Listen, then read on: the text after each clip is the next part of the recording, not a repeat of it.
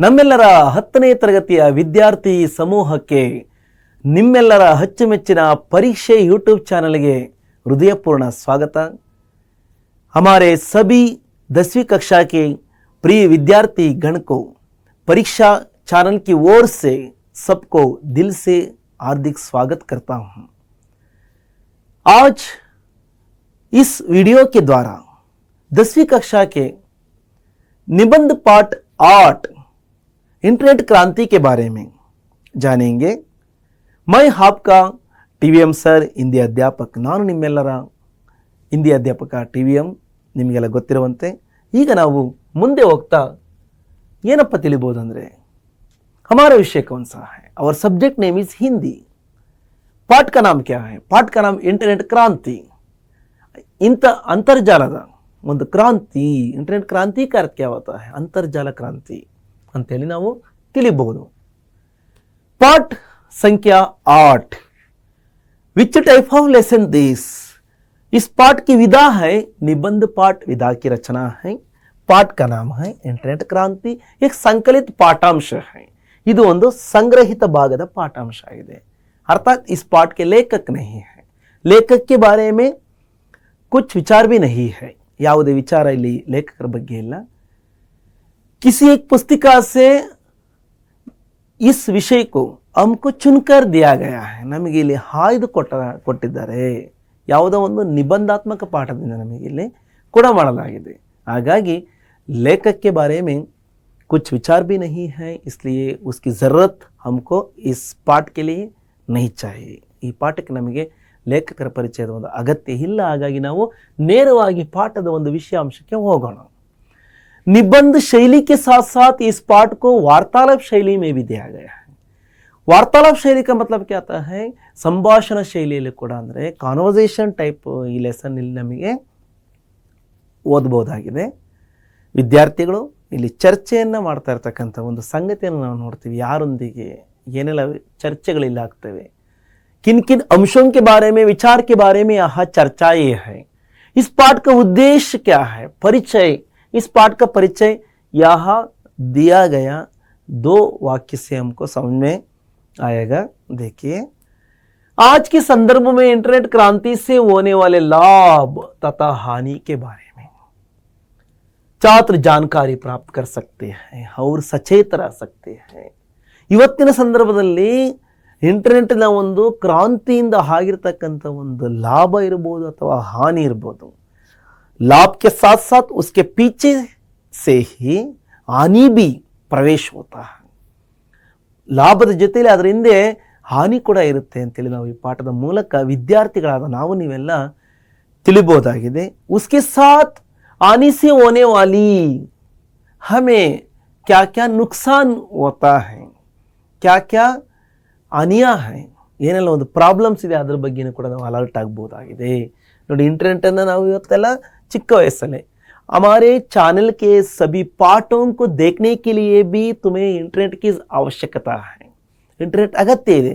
ಹಂಗಂತೇಳಿ ನಮಗೆ ಇಂಟರ್ನೆಟ್ ಬಳಸಲೇಬಾರದು ಅಂತ ಬಳಸ್ತಾ ಅದರಲ್ಲಿ ಇರ್ತಕ್ಕಂಥ ಅನುಕೂಲಗಳನ್ನು ನಾವು ಮಾತ್ರ ಪ್ರಯೋಜನವನ್ನು ಮಾತ್ರ ನಾವು ಪಡ್ಕೊಂಡು ಅದರಿಂದ ಆಗ್ತಕ್ಕಂಥ ಅನಾಹುತಗಳು ಹಿಂಬಾಗಿಲಿಂದ ಯಾವ ರೀತಿ ಬರುತ್ತೆ ಅದನ್ನು ನಾವು ಹೇಗೆ ಅವಾಯ್ಡ್ ಮಾಡ್ತಾ ನಾವು ಎಚ್ಚರವಾಗಿದ್ದು ನಾವು ಸಾಗಬೇಕಾಗುತ್ತೆ ಅಂತೇಳಿ ನಾವೆಲ್ಲ ವಿದ್ಯಾರ್ಥಿ ಸಮೂಹ ಇಲ್ಲಿ ಅರಿಬೇಕಾಗುತ್ತೆ ಮಕ್ಕಳೇ।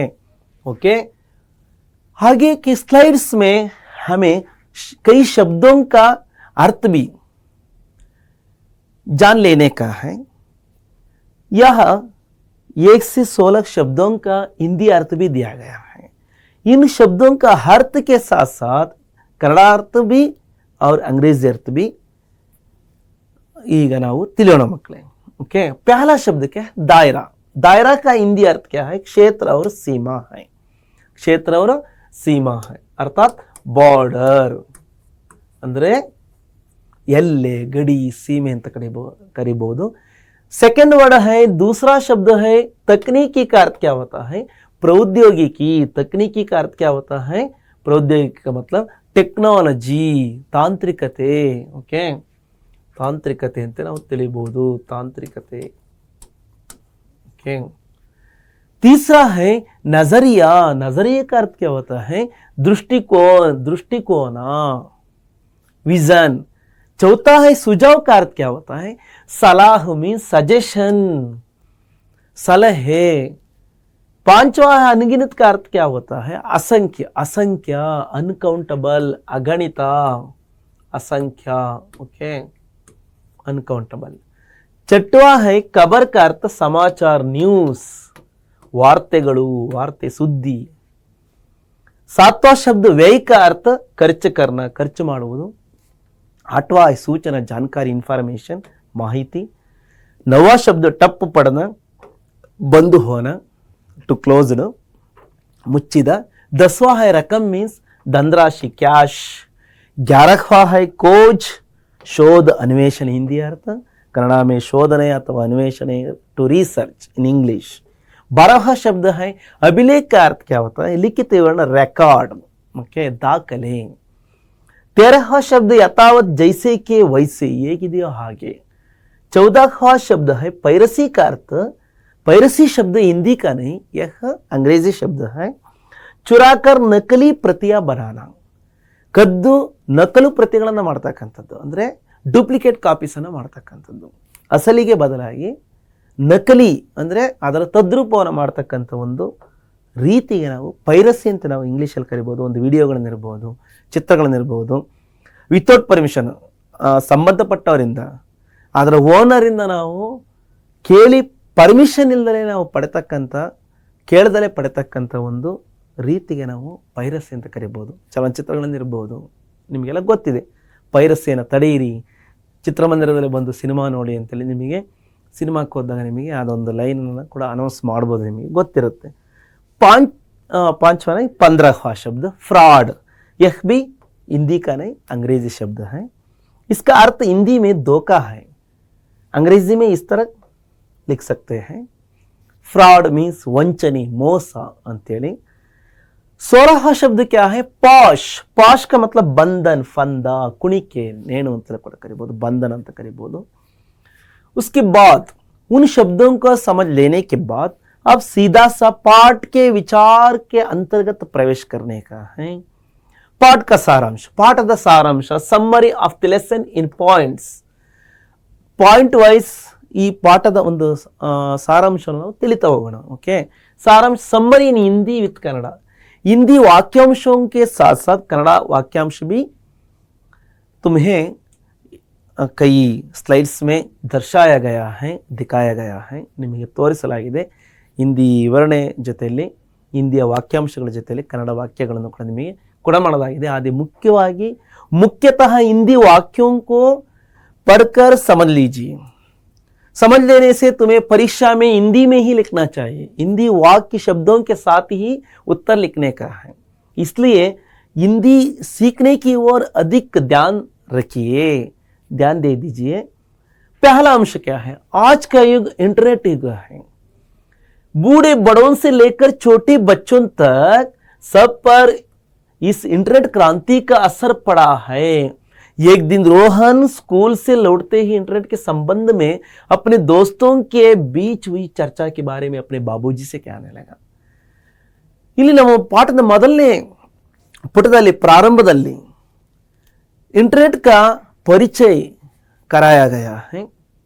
ಇವತ್ತಿನ ಇಂಟರ್ನೆಟ್ ಯುಗವಾಗಿದೆ, ದೊಡ್ಡವರು ಮತ್ತೆ ಮುದುಕರಿಂದ ಹಿಡಿದು ಚಿಕ್ಕ ಮಕ್ಕಳವರೆಗೆ, बड़े बूढ़ों से लेकर छोटे बच्चों तक इस इंटरनेट क्रांति का असर सब पर पड़ा है, ಎಲ್ಲರ ಮೇಲೆ ಬಹಳ ಉಂಟಾಗಿದೆ। ಈ ಒಂದು ಪ್ರಸ್ತಾಪದ ಜೊತೆಯಲ್ಲಿ ಏಕ್ घर में रोहन नामक एक लड़का है, रोहन ಅಂತಕ್ಕಂಥ ಒಬ್ಬ ಹೆಸರಿನ ಹುಡುಗ ಇದ್ದಾನೆ। वो स्कूल से लौटते इंटरनेट के संबंध में अपने दोस्तों के बीच हुई घटना की चर्चा के बारे में, ತಮ್ಮ ಸ್ನೇಹಿತರ ಜೊತೆಯಲ್ಲಿ ಶಾಲೆಯಲ್ಲಿ ಇಂಟರ್ನೆಟ್ ಬಗ್ಗೆ ಏನೆಲ್ಲ ಒಂದು ಡಿಸ್ಕಷನ್ ಮಾಡಿದೆ, ಆ ಡಿಸ್ಕಷನ್ ಬಗ್ಗೆ ಮನೆಗೆ ಬಂದಾಗ ಅವರ ತಂದೆಯರ ಜೊತೆಯಲ್ಲಿ ಬಾಬೂಜಿ ಸೆ ಕ್ಯಾನೆಲಾಗಿ ಹೇಳ್ತೊಡಗ್ತಾನೆ, ಅವರ ತಂದೆ ಬಳಿ ಹೇಳ್ತಾನೆ, ನೋಡಿ ಇಂಟರ್ನೆಟ್ ಕಂಪ್ಯೂಟರ್ ಬಗ್ಗೆ ಈ ಥರ ಎಲ್ಲ ಮಾಹಿತಿ ನಾವು ಚರ್ಚೆ ಮಾಡಿದ್ವಿ, ಇನ್ನು ಏನೆಲ್ಲ ಒಂದು ವಿಷಯ ನಿಮಗೆ ತಿಳಿದಿದೆಯಪ್ಪ ಹೇಳಬೇಕು ಅಂತೇಳಿ ತಂದೆಯವರ ಹತ್ರ ಹೇಳಿದಾಗ बाबूजी इतना ही जानते थे कि इंटरनेट एक तरह से विश्वव्यापी कंप्यूटरों का अंतर्जाल है जिसकी वजह से पूरे विश्व का विस्तार एक गांव का सा छोटा हो गया है. ಅವ್ರ ತಂದೆಯವರು ಹೇಳ್ತಾರೆ, ಅವರಿಗೆ ಗೊತ್ತಿದ್ದಂತಹ ಸ್ವಲ್ಪ ಅಂಶವನ್ನು ಹೇಳ್ತಾರೆ. ಏನಪ್ಪ ಅಂದರೆ, ಇಂಟರ್ನೆಟ್ ಒಂದು ರೀತಿಯಲ್ಲಿ ವಿಶ್ವವ್ಯಾಪಿ ಆಗಿರ್ತಕ್ಕಂಥ, ಅಂದರೆ ಇಡೀ ಜಗತ್ತಿನ ತುಂಬ ವ್ಯಾಪಿಸಿರ್ತಕ್ಕಂಥ ವರ್ಲ್ಡ್ ವೈಡ್ ಕಂಪ್ಯೂಟರ್ ಅಂಕ ಅಂತರ್ಜಾಲ ಅಥವಾ ನೆಟ್ವರ್ಕ್ ಹೈ. ಕಂಪ್ಯೂಟರ್ನ ಒಂದು ಜಾಲ ಆಗಿದೆ, ಅಂತರ್ಜಾಲ ಆಗಿದೆ ಅಥವಾ ನೆಟ್ವರ್ಕ್ ಆಗಿದೆ.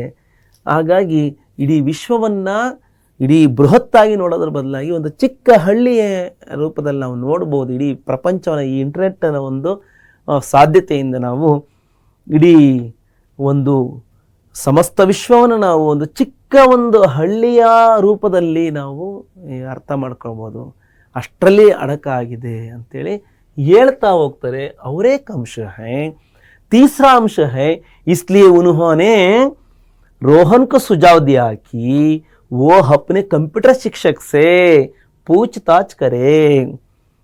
ನೀನು ಏನು ಮಾಡಬೇಕಪ್ಪ ಅಂದರೆ, ಇನ್ನೂ मोर इन्फॉर्मेशन, अधिकतम जानकारी के लिए अपने स्कूल के कंप्यूटर शिक्षक से इसके बारे में पूछताछ करे. ಇದರ ಬಗ್ಗೆ ನಿಮ್ಮ ಕಂಪ್ಯೂಟರ್ ಶಿಕ್ಷಕರ ಜೊತೆಲಿ ಹೆಚ್ಚಿನ ಒಂದು ವಿಚಾರಣೆಯನ್ನು ಮಾಡು. पूछताछ ಮೀನ್ಸ್ ವಿಚಾರಣೆ, ಎನ್ಕ್ವೈರಿಯನ್ನು ಮಾಡು ಅಂತ ಹೇಳ್ತಕ್ಕಂಥ ಒಂದು ಸಂಗತಿ. इन 3 अंशों के साथ कन्नड़ में भी तुम्हें देने का उद्देश्य है. हमारे बच्चे कर्नाटक के कन्नड़ वाले अधिकतम हैं, इसलिए उनको पाठ का ಸುಲಭತಾ ಸೆ ಸಮಜ್ ಲೇನೆ ಕೋ ಇಸ್ ತರಹ ದಿಯಾ ಗಯಾ ಹೈ. ಇಂದಿನ ಯುಗ ಇಂಟರ್ನೆಟ್ ಅಥವಾ ಅಂತರ್ಜಾಲದ ಯುಗವಾಗಿದೆ. ಇಂಟರ್ನೆಟ್ ಎನ್ನುವುದು ಜಗತ್ತಿನ ಕಂಪ್ಯೂಟರ್ಗಳನ್ನು ಸಂಪರ್ಕಗೊಳಿಸುವ ಒಂದು ರೀತಿಯ ಜಾಲ ಅಂತೇಳಿ ನಾವು ಹೇಳ್ಬೋದು. ಕನ್ನಡದಲ್ಲಿ ಕೊಟ್ಟಿರ್ತಕ್ಕಂಥ ಉದ್ದೇಶ ನಿಮಗೆ ಅಲ್ಪ ಸ್ವಲ್ಪ ಕನ್ನಡದಲ್ಲಿ ನೀವು ಅರ್ಥ ಮಾಡ್ಕೊಳ್ಳೋದಕ್ಕೆ ಸಬಲರಾಗಿರ್ತೀರ ಅಂತೇಳಿ. ಹಾಗಾಗಿ ನೀವು ಕನ್ನಡ ವಾಕ್ಯಾಂಶಗಳು ಕೇವಲ ನೀವು ಸುಮ್ಮನೆ ಪಾಠವನ್ನು ಒಂದು ಸರಳ ರೀತಿಯಲ್ಲಿ ಅರ್ಥ ಮಾಡ್ಕೊಳ್ಳೋಕ್ಕೆ ಮಾತ್ರ ನೀವು ಗಮನ ಕೊಡಬೇಕು. ಹೆಚ್ಚು ಗಮನವನ್ನು ನೀವು ಹಿಂದಿ ವಾಕ್ಯಾಂಶಗಳ ಕಡೆ, ಹಿಂದಿ वाक्यಗಳ ಕಡೆ ನಿಮ್ಮ ಗಮನ ಇರಲಿ. और साथ में हमेशा हिंदी का ही अभ्यास करें. ओके. चौथा अंश है, दूसरे दिन रोहन अपने कंप्यूटर शिक्षक से इसके बारे में क्लास में प्रश्न पूछता है. अपने पिताजी की सुझाव के अनुसार, ತನ್ನ ತಂದೆಯವರ ಒಂದು ಸಲಹೆ ಒಂದು ಅನುಸಾರ ಇಲ್ಲಿ ನೆಕ್ಸ್ಟ್ ಡೇ ಏನು ಮಾಡ್ತಾನೆ, ಶಾಲೆಯಲ್ಲಿ ಕಂಪ್ಯೂಟರ್ ಶಿಕ್ಷಕರ ಜೊತೆಯಲ್ಲಿ इसके बारे में अधिकतम विचार के लिए, फॉर मोर इंफॉर्मेशन के लिए कई प्रश्न पूछता है. सबसे पहला प्रश्न के लिए शिक्षक ने जवाब दिया कि इंटरनेट अनगिनत कंप्यूटरों के कई अंतर्जालों का एक दूसरे से संबंध स्थापित करने का जाल है. आज इंसान के लिए खान पान जितना ज़रूरी है, इंटरनेट भी उतना ही आवश्यक हो गया है. ಶಿಕ್ಷಕರ ಪ್ರಾರಂಭದಲ್ಲಿ ಹೇಳ್ತಾರೆ, ರೋಹನ್ಗೆ ಏನಂತಪ್ಪ ಅಂದರೆ, ಇಂಟರ್ನೆಟ್ ಅಗಣಿತ ಕಂಪ್ಯೂಟರ್ಗಳ ಅಂದರೆ ಅಸಂಖ್ಯಾತ ಕಂಪ್ಯೂಟರ್ಗಳನ್ನು ಜೊತೆಯಲ್ಲಿ ಇದು ಅಂತರ್ಜಾಲದ ಮೂಲಕ ಅಂದರೆ ಇಂಟರ್ನೆಟ್ ಮೂಲಕ ಒಂದು ಮತ್ತೊಂದು ಕಂಪ್ಯೂಟರ್ ಜೊತೆಯಲ್ಲಿ ಕನೆಕ್ಟ್ ಆಗ್ತಕ್ಕಂಥ, ಸಂಬಂಧ ಸ್ಥಾಪಿತ ಮೀನ್ಸ್ ಕನೆಕ್ಟ್ ಅಂದರೆ ಸಂಪರ್ಕ, ಲಿಂಕ್ ಆಗ್ತಕ್ಕಂಥ ಒಂದು ಜಾಲ ಆಗಿದೆ, ಒಂದು ವೆಬ್ ಆಗಿದೆ, ನೆಟ್ ಆಗಿದೆ. ಇವತ್ತಿನ ಮನುಷ್ಯನಿಗೆ ಎಷ್ಟು ಊಟ ತಿಂಡಿ ಅವಶ್ಯಕತೆ ಇದೆಯೋ ಅದಕ್ಕೆ ಬರಾಬರಾಗಿ ಅಂದರೆ ಬರಾಬರಿ, ಉಸ್ಕೆ ಬರಾಬರಿ ಹೈ ಕಂಪ್ಯೂಟರ್ ಬಿ ಹೈ ಅಥವಾ ಅಂತರ್ಜಾಲ ಬಿ ಹೈ.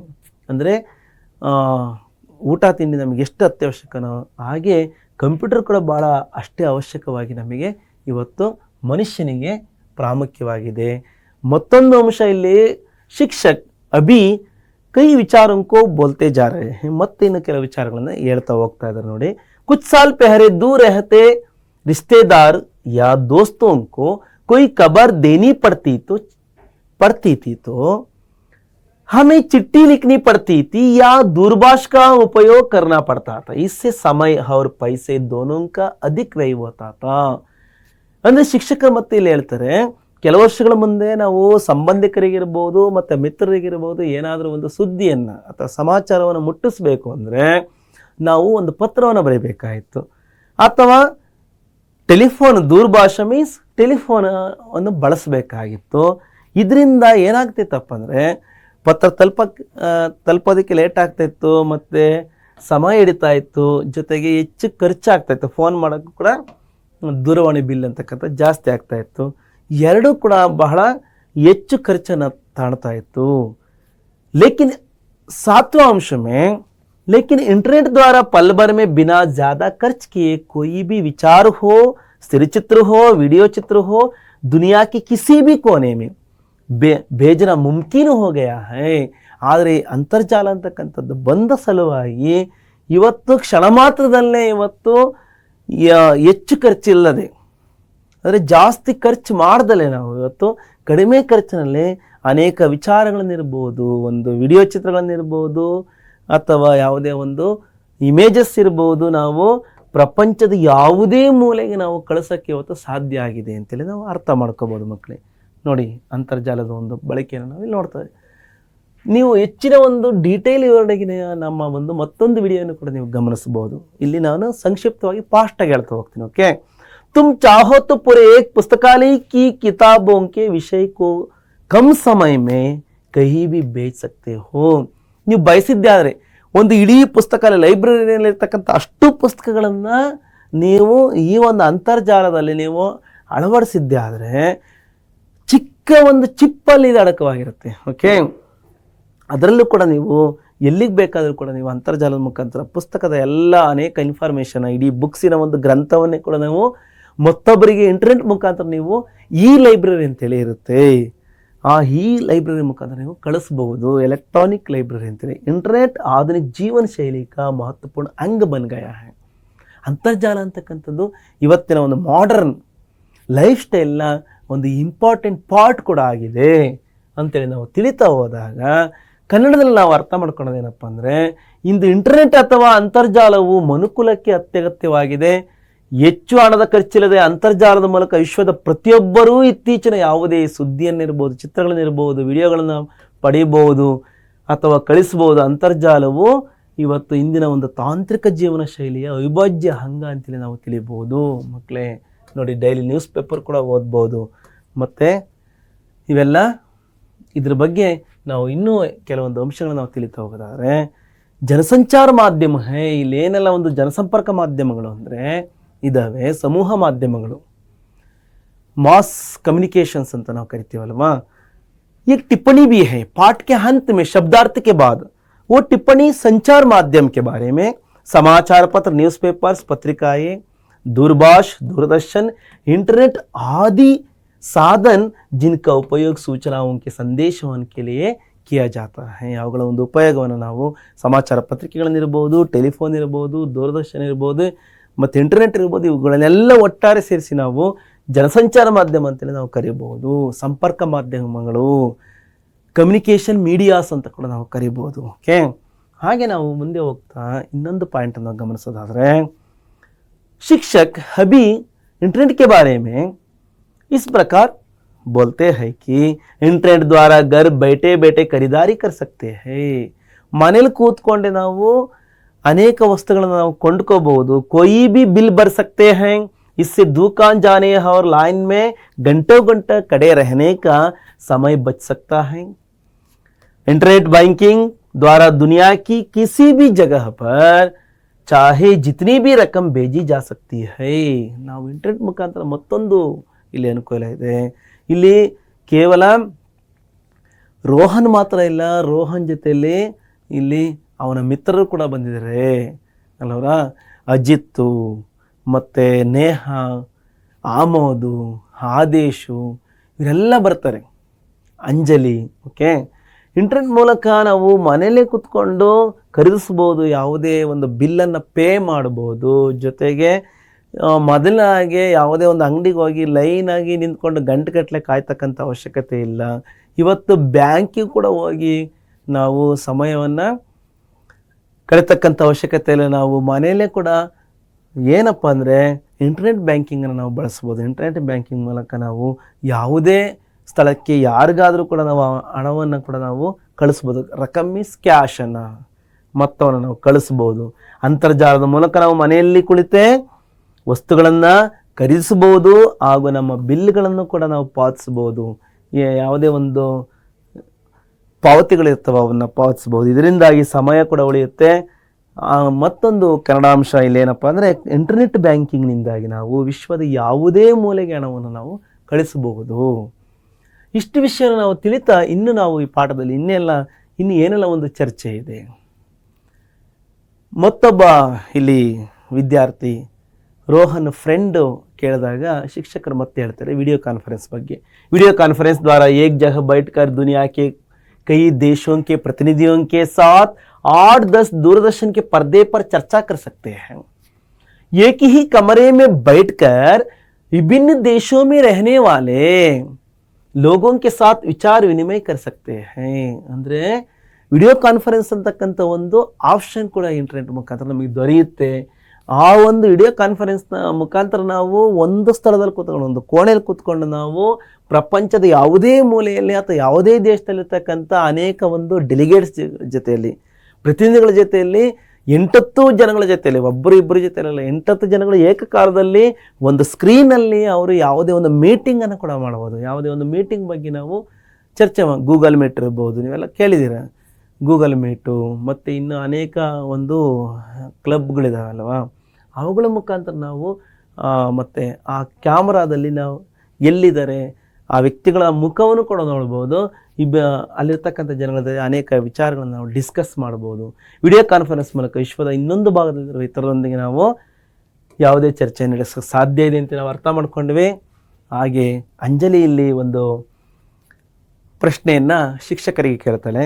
वो प्रश्न क्या है? सर क्या इंटरनेट की सहायता से बेरोजगारी को मिटा सकते हैं? सर इंटरनेट ಒಂದು ಈ ಒಂದು ಸಹಾಯದಿಂದ इसकी मदद से बेरोजगारी का मतलब क्या होता है? ನಿರುದ್ಯೋಗವನ್ನ, अनएम्प्लॉयमेंट ಅನ್ನು ನಾವು ಇಲ್ಲಿ ತೊಲಗಿಸಬಹುದು, ಓಡಿಸಬಹುದು ಅಂತ ಹೇಳಿದಾಗ शिक्षक ने इस प्रश्न के लिए उत्तर दिया कि हाँ जरूर है. ಅಗತ್ಯವಾಗಿ भारत में आईटी मतलब इंफॉर्मेशन टेक्नोलॉजी, माहिती तंत्रज्ञान, और ITES means information technology enabled services.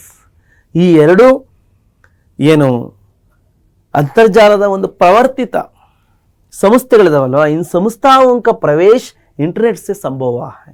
ಈ ಸಂಸ್ಥೆಗಳ ಒಂದು ಎಂಟ್ರಿ ಇಂಟರ್ನೆಟ್ ಮೂಲಕನೇ ಸಾಧ್ಯ ಆಗಿದೆ.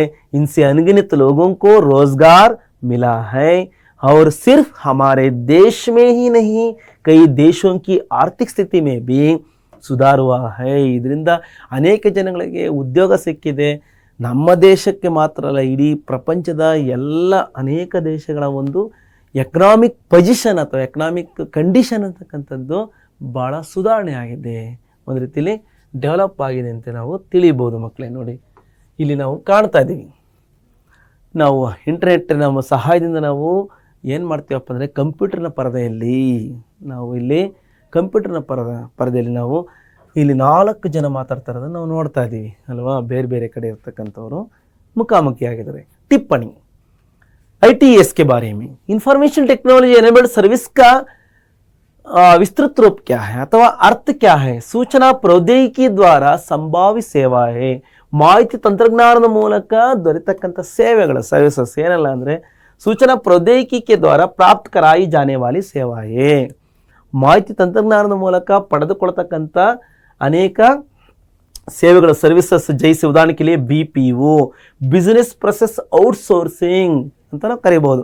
ವ್ಯಾಪಾರ ಪ್ರಕ್ರಿಯೆ ಹೊರಗುತ್ತಿಗೆ, ಯಾವುದೋ ಒಂದು ಕಂಪನಿಯ ಒಂದು ಅನೇಕ ಕೆಲಸಗಳನ್ನು ಯಾವುದೋ ಒಂದು ಸಂಸ್ಥೆ BPO ಸೆಕ್ಟರ್ ಅಂತೇಳಿ ಮಾಡಿಕೊಂಡು ಅವರ ಒಂದು ಖರ್ಚು ವೆಚ್ಚಗಳನ್ನು ಕಡಿಮೆ ಮಾಡಿಕೊಡ್ತಕ್ಕಂಥ ಒಂದು ಅವಕಾಶ ಕೂಡ ಈ ಒಂದು ITES ಮೂಲಕ ಜರುಗುತ್ತೆ ಅಂತ ನಾವು ತಿಳಿಬೋದು. ಭಾರತದಲ್ಲಿ ಮಾಹಿತಿ ತಂತ್ರಜ್ಞಾನ, ಇನ್ಫಾರ್ಮೇಷನ್ ಟೆಕ್ನಾಲಜಿ, ಮಾಹಿತಿ ತಂತ್ರಜ್ಞಾನ ಬೆಂಬಲಿತ ಸೇವೆಗಳು ಅಂದರೆ ಸಪೋರ್ಟೆಡ್ ಸರ್ವಿಸ್, ಎನೇಬಲ್ಡ್ ಸರ್ವಿಸಸ್ ಅಂತ ನಾವು ಅಂತರ್ಜಾಲದಿಂದಾಗಿ ಹೆಚ್ಚಿನ ಪ್ರೋತ್ಸಾಹವನ್ನು ಪಡೆದವೆ, ಅಂದರೆ ಹೆಚ್ಚಿಗೆ ಸಪೋರ್ಟನ್ನು ಪಡ್ಕೊಂಡಿದ್ದಾವೆ. ಇದರಿಂದಾಗಿ ಸಾವಿರಾರು ಜನರಿಗೆ ಏನಾಗಿ ಉದ್ಯೋಗ ಲಭಿಸಿದೆ, ಅಲ್ಲದೆ ಅನೇಕ ದೇಶಗಳ ಒಂದು ಆರ್ಥಿಕ ಸ್ಥಿತಿ ಕೂಡ ಇಲ್ಲಿ ಬಹಳ ಕಂಟ್ರೋಲಿಗೆ ಬಂದಿದೆ ಅಂತ ನಾವು ಅರ್ಥ ಮಾಡ್ಕೋಬೋದು. अभी शिक्षक सोशल नेटवर्किंग के बारे में बोलते हैं. एक विद्यार्थी के लिए, ಆ ವಿದ್ಯಾರ್ಥಿ ಯಾರು ಅಂತ ನಿಮಗೆ ಗೊತ್ತಿದೆ. ಆ ವಿದ್ಯಾರ್ಥಿಯ ಒಂದು ಸೋಷಲ್ ನೆಟ್ವರ್ಕಿಂಗ್ ಬಗ್ಗೆ ಕೇಳಿದಾಗ ये क्रांतिकारी खोज है जिसने दुनिया भर के लोगों को एक जगह पर ला खड़ा कर दिया है.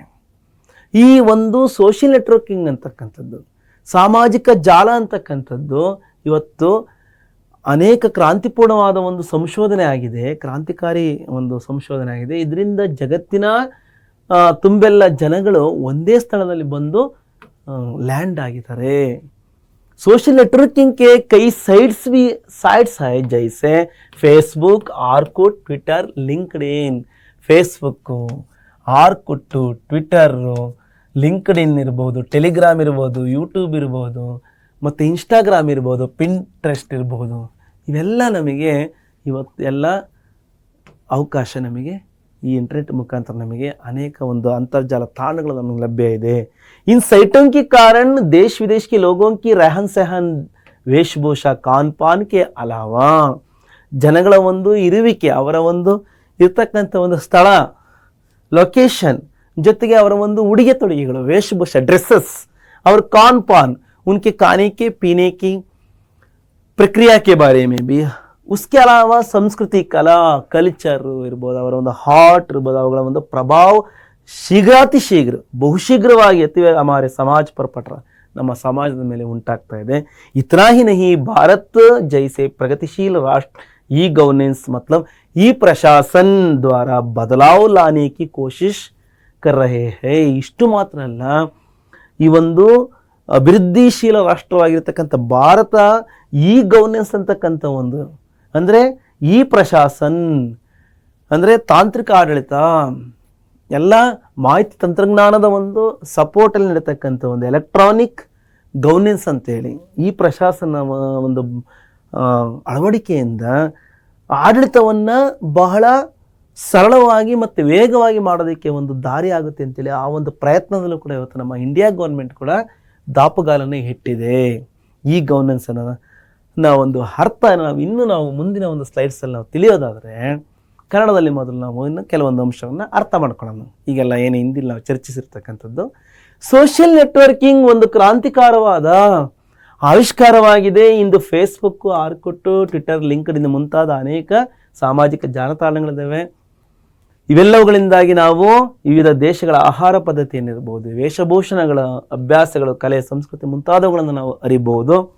ಇದರ ತೀವ್ರವಾದ ಪ್ರಭಾವ ನಮ್ಮ ದೇಶದ ಸಂಸ್ಕೃತಿಯ ಮೇಲೂ ಆಗ್ತಾ ಇದೆ.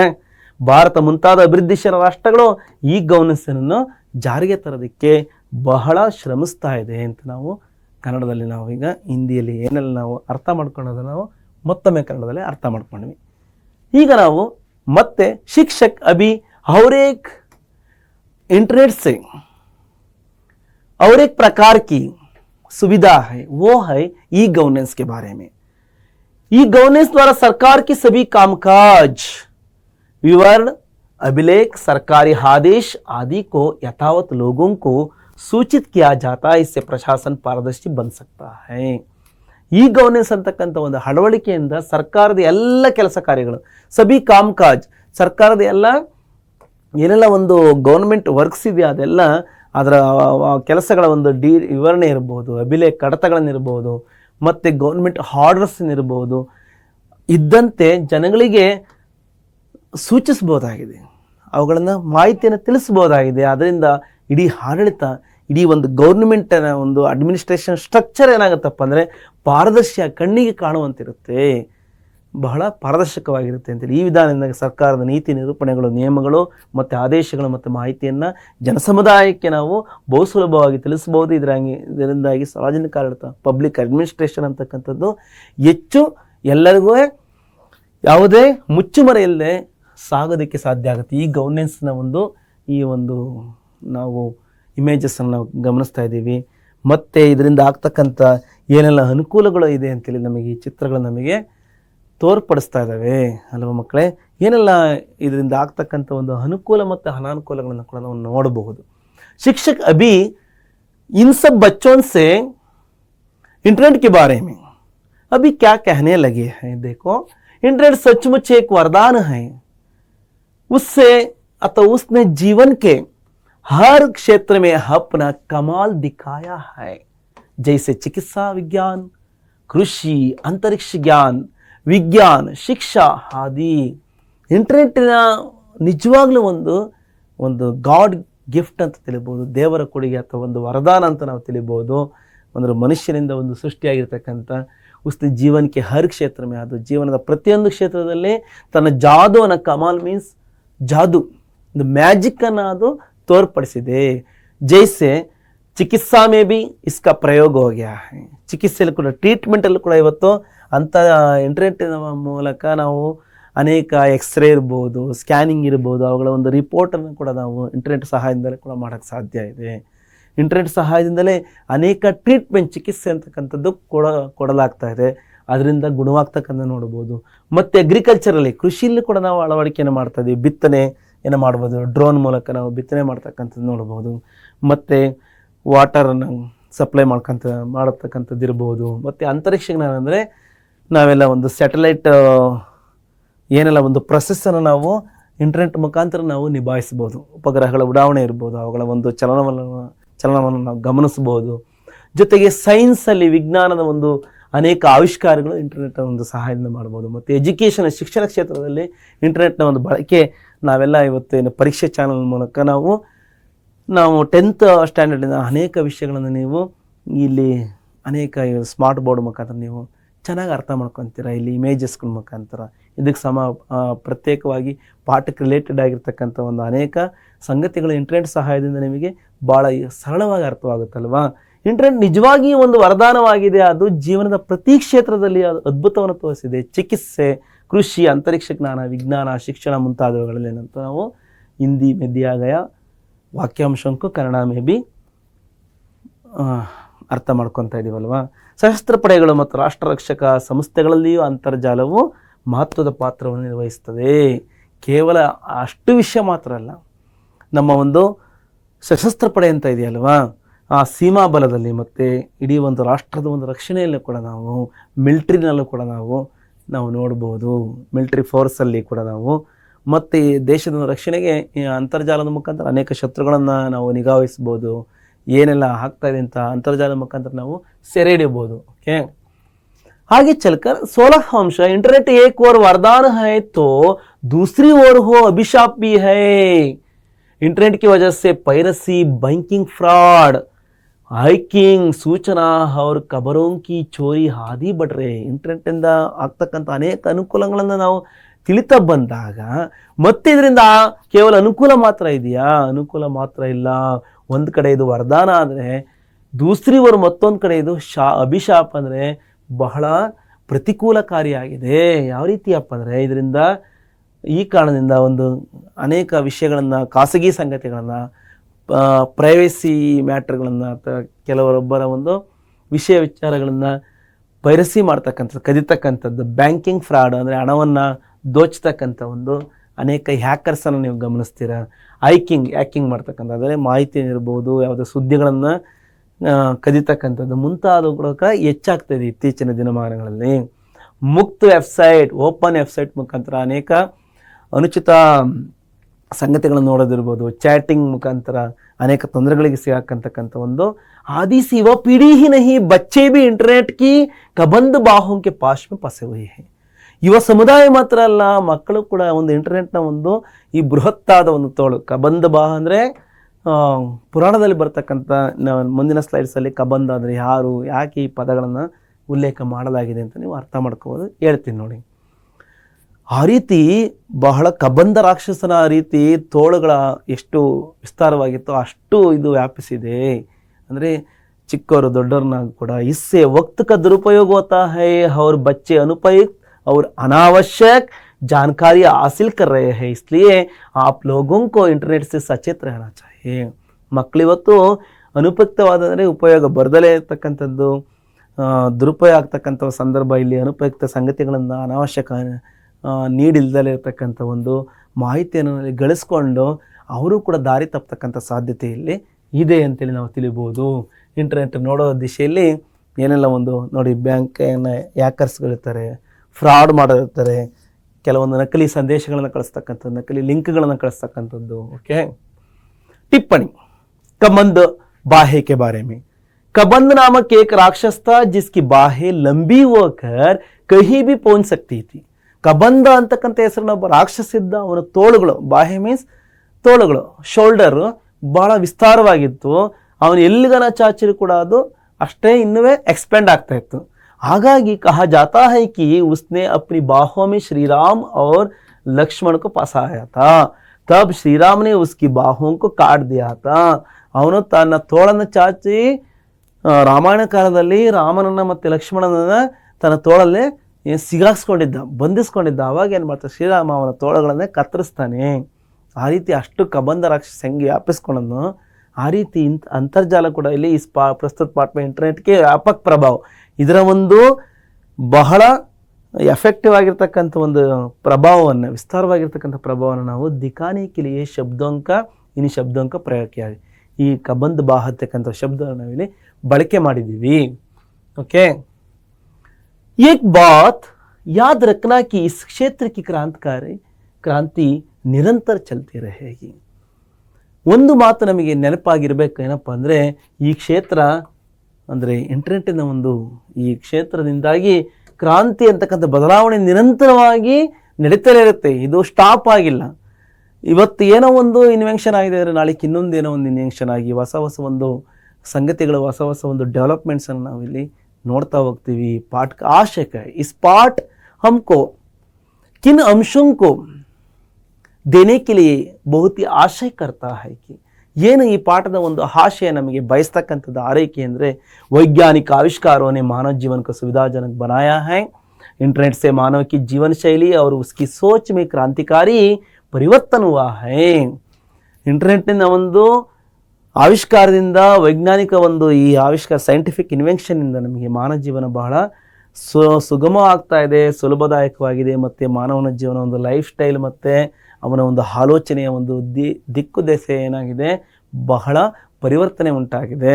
आज इंटरनेट के बिना संचार व सूचना दोनों क्षेत्र कमज़ोर हो जाते हैं. इंटरनेट ने पूरी दुनिया को एक जगह ला खड़ा कर दिया है. जीवन के हर क्षेत्र में इंटरनेट का बहुत बड़ा योगदान है. इंटरनेट वरदान है तो अभिशाप भी है. ಒಟ್ಟಾರೆ ಹೇಳಬೇಕು ಅಂದರೆ ಇಡೀ ಒಂದು ಇಂಟರ್ನೆಟ್ನ ಹೊರತಾಗಿ ಇವತ್ತು ಮಾಹಿತಿ ಮತ್ತು ಸಂಚಾರ और ಸೂಚನಾ ದೋನೋ ಕ್ಷೇತ್ರ ಅಂದರೆ ಸಂಪರ್ಕ ಮತ್ತು ಮಾಹಿತಿ ಮಾಧ್ಯಮಗಳು ಅಶಕ್ತವಾಗಿ ಹೋಗ್ತವೆ. ಮತ್ತು ಇಡೀ ಜಗತ್ತನ್ನು ಒಂದು ಸ್ಥಳದಲ್ಲಿ, ಇಡೀ ಜಗತ್ತನ್ನು ಒಂದು ಸ್ಥಳದಲ್ಲೇ ಒಂದು ನಿಲ್ಲಿಸಿಬಿಟ್ಟಿದೆ. ಜೊತೆಗೆ ಜೀವನದ ಪ್ರತಿಯೊಂದು ಕ್ಷೇತ್ರದಲ್ಲಿ ಇಂಟರ್ನೆಟ್ನ ಒಂದು ಬಹಳ ದೊಡ್ಡ ಒಂದು ಕೊಡುಗೆನೇ ಇದೆ. ಜೊತೆಗೆ ಇಂಟರ್ನೆಟ್ನ ಒಂದು ವರದಾನ ಜೊತೆಯಲ್ಲಿ ಇದು ಕೂಡ ಒಂದು ರೀತಿಯಲ್ಲಿ ಶಾಪನೂ ಕೂಡ ಆಗಿದೆ ಅಂತ ನಾವು ತಿಳಿಬೋದು ಮಕ್ಕಳೇ. ಇಷ್ಟೆಲ್ಲ ಅಂಶವನ್ನು ನಾವು ಚರ್ಚಿಸಿದ ಮೇಲೆ इन सब अंशों को चर्चा करने के बाद पाठ का पूरे अंशों को एक नक्शा में कैसे लिख सकते हैं, इस प्रकार लिख सकते हैं. ಮನೋನಕ್ಷಾ, ಮೈಂಡ್ ಮ್ಯಾಪ್. ಈ ರೀತಿ ನಾವು ಇಡೀ ಪಾಠವನ್ನು ನಾವು ಇಲ್ಲಿ ಸಂಕ್ಷಿಪ್ತ ಪದಗಳ ಮೂಲಕ ನಾವು ಒಂದು ಗ್ರಾಫನ್ನು ಮಾಡೋದ್ರ ಮುಖಾಂತರ ನಾವು ನಮ್ಮ ಮನಸ್ಸಿನಲ್ಲಿ ಇದು ಯಾವಾಗಲೂ ಚಿತ್ರಣ ಆಗಿರಬೇಕು. पाठ का नाम क्या है? निबंध पाठ 8.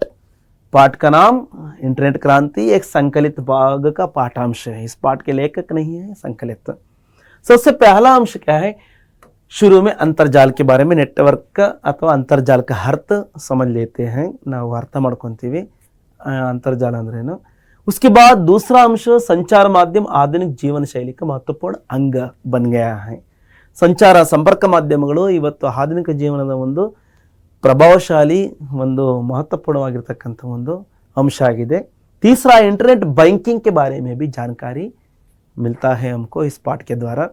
इंटरनेट बैंकिंग से क्या क्या फ़ायदे हैं. उसके बाद चौथा है वीडियो कॉन्फ्रेंस के बारे में भी हमको जानकारी मिला था, उसके बारे में भी चर्चा हो गया था. उसके बाद पांचवा है रोजगार किन किन से मिला है हमको. आईटी और आईटीएस नामक संस्थाओं से, information technology and information technology enabled services नामक कई संस्थाओं के जरिए बहुत ही रोजगार मिला है दुनिया भर के अनेक देशों के लोगों को. हमारे भारत के लोगों को भी मात्र नहीं है, दुनिया भर के दूसरे देशों को लोगों को भी, और अनेक देशों की आर्थिक स्थिति में भी सुधार हो गई है. उसके बाद छठवां है सोशल नेटवर्किंग का मतलब, उसके बारे में, और ई गवर्नेंस. इन दो पॉइंट के बारे में भी हमको जानकारी इस पाठ के द्वारा प्राप्त होता है. सोशल नेटवर्किंग ಏನು, ಸಾಮಾಜಿಕ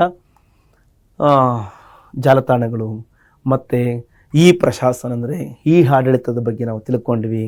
सातवां है वरदान और अभिशाप। वरदान का मतलब योगदान, योगदान मीन्स गिफ्ट, ಏನೆಲ್ಲ ಒಂದು ಅನುಕೂಲ ಇದೆ प्रॉफिट्स, और उसके बाद इससे पीछे ही दुरुपयोग क्या है, इससे होने वाली हानियां के बारे में भी समझ में आ गया था। उसके बाद इन सब अंशों को मिलाकर पाठ के अंत में अभ्यास भाग भी है, अभ्यास प्रश्नोत्तर की ओर भी हम लोग अधिकतम ध्यान देकर हर प्रश्न का उत्तर लिखने के लिए, बोलने के लिए भी हमेशा तैयार रहना चाहिए, तत्पर रहना चाहिए।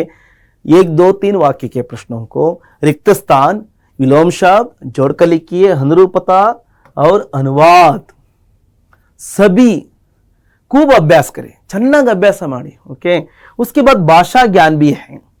सभी प्रश्नोत्तर पाठ के संबंधित प्रश्नों के बाद व्याकरण आधारित अंश भी है, काल परिवर्तन के बारे में, काल विभाजन के बारे में ಅಥವಾ ಕಾಲ್ के बारे में, ಟೆನ್ಸ್ ಬಗ್ಗೆನೂ ಕೂಡ ಕೆಲವೊಂದು ಅಂಶವನ್ನು ನಾವು ಭಾಷಾ ಜ್ಞಾನದಲ್ಲಿ ನಾವು ತಿಳಿತೀವಿ ಮಕ್ಕಳೇ।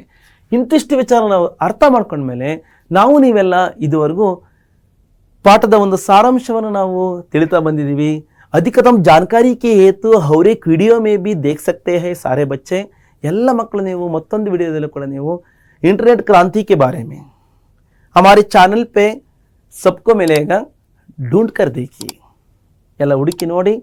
और एक वीडियो के द्वारा तुम्हें और एक पाठ ಅಥವಾ ಪದ್ಯ के द्वारा सबको फिर ಮತ್ತೊಮ್ಮೆ ನಿಮ್ಮನ್ನು ನಾನು ಭೇಟಿ ಆಗ್ತೀನಿ। ಅಲ್ಲಿವರೆಗೂ ಎಲ್ಲರಿಗೂ ಶುಭವಾಗಲಿ, ಶುಭ ದಿನ।